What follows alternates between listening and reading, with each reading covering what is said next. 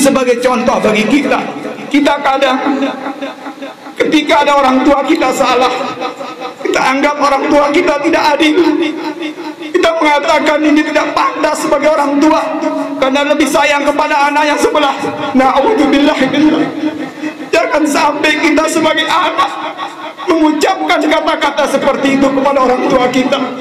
Bagaimanapun kesalahan orang tua kita, wajib bagi kita untuk berbakti. Jangan melihat kekeliruannya. Seorang wanita walaupun dia bersujud sampai habis umurnya, seumur hidupnya bersujud, lalu dia mati, tapi suaminya tidak ridho, tidak ada nilainya ibadahnya, maka bisa saja ucapan ibu-ibu atau tingkah laku atau pelayanannya yang pernah membuat sakit hati suaminya.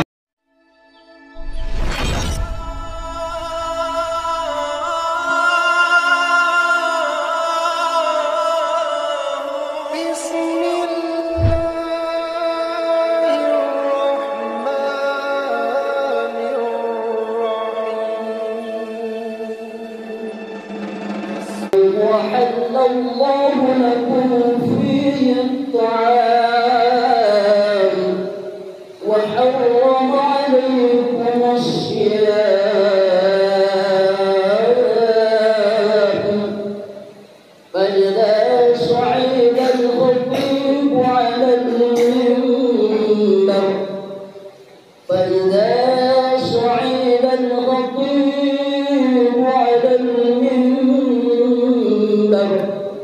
فلا يتكلمن أحدكم.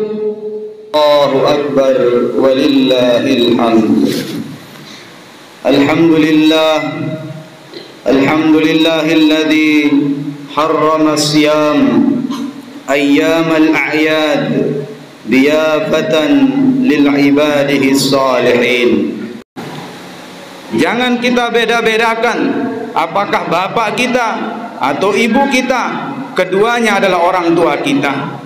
Jangan kita merasa sudah sukses, sudah berjaya, lalu kita mengatakan tidak ada sangkut pautnya orang tua kita, tidak ada jasanya orang tua kita. Na'udzubillah min dzalik. Sekiranya kita berpikir, merenung, kita lahir di dunia ini dulu tidak bawa apa-apa, sehelai benang pun tidak. Yang mensekolahkan kita, yang memberikan kita harta adalah orang tua kita. Lalu ketika kita sudah sukses, kita mengatakan tidak ada sangkut pautnya orang tua kita. Maka anak seperti ini adalah anak yang durhaka. Tidak boleh kita mengatakan hal seperti itu. Begitupun kita dulu lahir, bicara pun tidak bisa. Ibu bapak kita yang ajarkan kita mengatakan ibu atau bapak. Orang tua kita yang mendidik kita bisa berjalan. Lalu setelah kita kuat, kita sudah bisa apa-apa, kita lupa kepada orang tua kita. Na'udzubillah min dzalik. Maka datang kepada kedua orang tua kita, minta maaf kepada mereka. Jangan melihat kekeliruannya, kesalahannya, kekhilafannya. Pandanglah bahwasanya kesalahan orang tua kita urusannya dengan Allah Subhanahu wa taala. Kita sebagai anak wajib berbakti kepada kedua orang tua kita.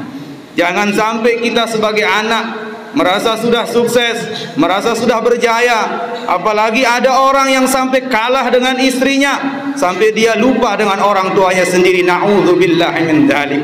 Kita banyak beristighfar, kembali ke orang tua kita, pikirkan mereka. Mereka adalah orang yang wajib kita berbakti kepadanya. Sekalipun kita ibadah seumur hidup bersujud, kalau orang tua kita tidak ridho, tidak ada nilainya ibadah kita. Mesti kita pikirkan. Dulu di zaman Nabi Musa alaihissalam, Allah subhanahu wa ta'ala berfirman kepada Nabi Musa alaihissalam. Apa firman Allah? Wahai Musa, sesungguhnya engkau nabi dan engkau akan masuk surga.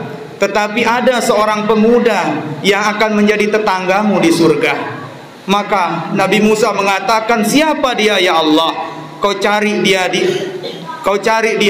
Kemudian Allah berikan alamat tempat pemuda itu. Maka Nabi Musa penasaran, apa amalan pemuda itu sehingga akan menjadi tetangga Nabi Musa di dalam surga. Ketika Nabi Musa bertemu dengan pemuda itu, maka Nabi Musa kaget luar biasa.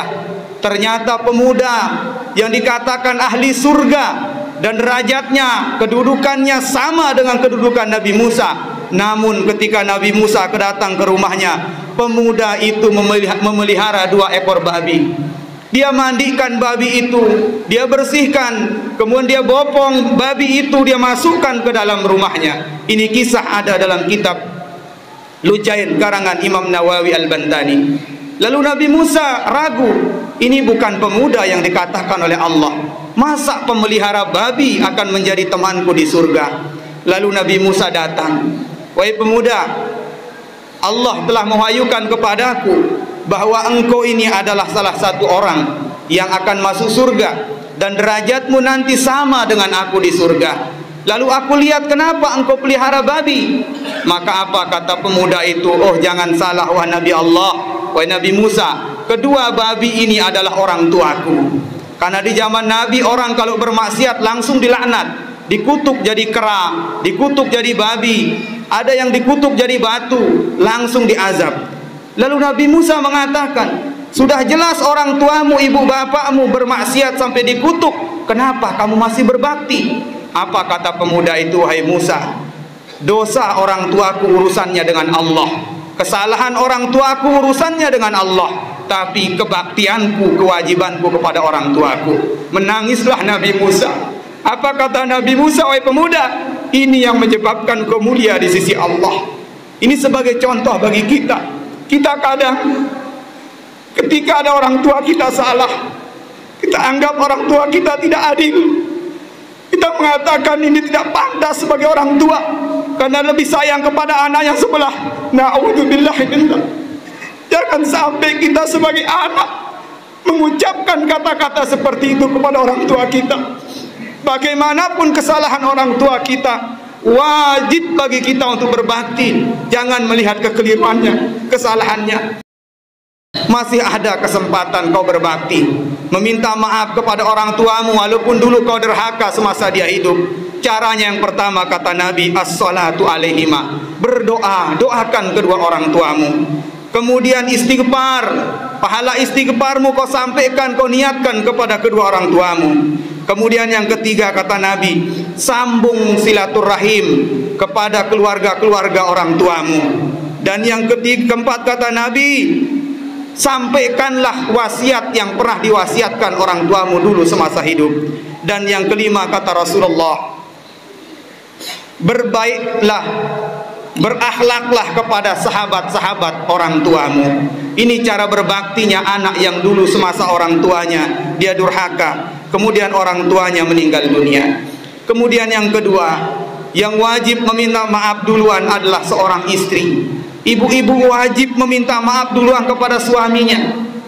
Karena Rasulullah sabdakan, seorang wanita walaupun dia bersujud sampai habis umurnya, seumur hidupnya bersujud, lalu dia mati, tapi suaminya tidak ridho, tidak ada nilainya ibadahnya, maka bisa saja ucapan ibu-ibu atau tingkah laku atau pelayanannya yang pernah membuat sakit hati suaminya, beristighfar, minta maaf kepada Allah, lalu minta maaf kepada suami ibu-ibu, datang kepadanya, jangan merasa ego, jangan merasa kita benar, jangan merasa ibu-ibu benar, suaminya salah lalu tidak mau minta maaf. Wajib bagi seorang ibu-ibu untuk minta maaf atau istri minta maaf kepada suaminya.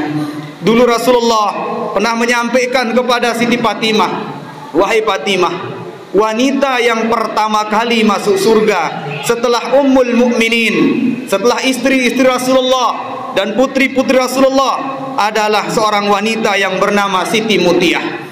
Maka Sayyidatina Fatimah penasaran, apa amalan Siti Mutiah sehingga dialah wanita yang pertama kali akan masuk surga nanti di akhirat. Lalu ketika di sana sampailah Siti Fatimah ke rumahnya Siti Mutiah, lalu bertanya, wahai Siti Mutiah, apa amalanmu sehingga Rasulullah mengabarkan bahwa kamu wanita yang pertama kali masuk surga? Apa kata Siti Mutiah? Tidak ada amalanku yang spesial, tidak ada, biasa saja. Tapi kata Siti Mutiah, setiap suami saya pulang, maka ini cambuk, ini rotan saya serahkan kepada suami saya. Lalu saya bilang, wahai suamiku, kalau ada ucapanku pernah menyakiti hatimu hari ini, dan tingkah lakuku pernah menyakiti hati engkau wahai suamiku hari ini. Cambuk aku, hukum aku, pukul aku, karena aku tidak mau nanti Allah menyiksaku karena tingkah lakuku yang menyebabkan engkau sakit hati. Apa kata Siti Fatimah? Wahai Mutiah, inilah sebab engkau menjadi wanita yang pertama kali masuk surga. Kaum muslimin muslimat yang dimuliakan oleh Allah Subhanahu wa taala. Kemudian kewajiban kita adalah untuk saling memaafkan sesama kita, sesama saudara muslim kita. Jangan sampai ada dendam dengan hati kita, dengan saudara kita. Jangan sampai ada iri hati, dengki sesama kita. Karena Rasulullah Allah berfirman dalam Al-Quran, "Faman 'afa wa aslaha fa ajrahu 'ala Allah." Barang siapa yang saling memaafkan kemudian berlaku baik kepada saudaranya, maka Allah menjamin baginya, Allah sendiri akan berikan pahala kepadanya. Rasulullah pun bersabda, "Ismahu yusmah lakum."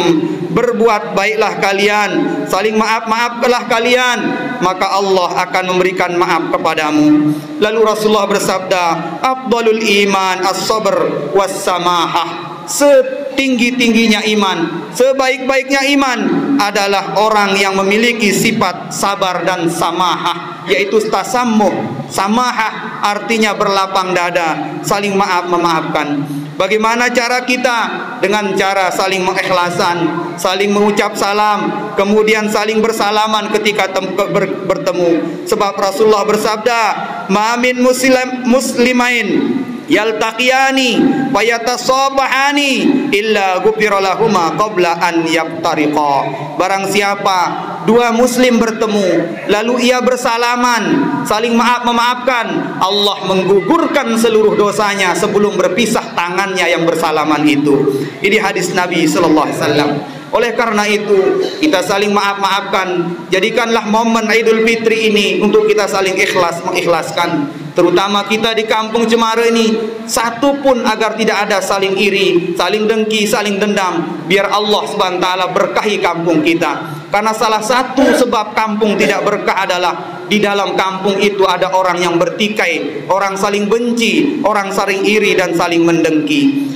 Kaum muslimin muslimat yang dimuliakan Allah Subhanahu wa taala.